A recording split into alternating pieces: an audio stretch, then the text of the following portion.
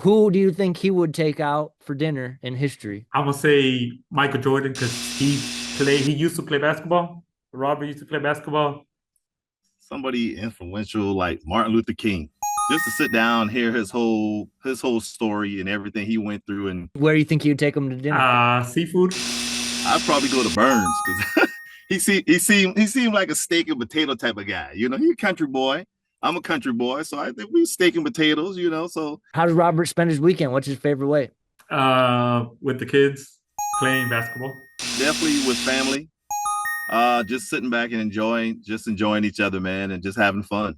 Everybody hates Mondays because it's the beginning of the week, but I mean, I just look at it every day you're blessed to wake up, man, is a beautiful day. So I'll say Monday. You think there's a movie he would watch a million times? I'm gonna say Scarface.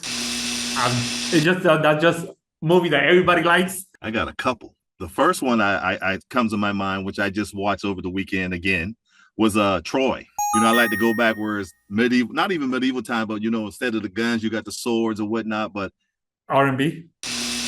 No idea. do I know all the words to? Probably like Rapper's Delight.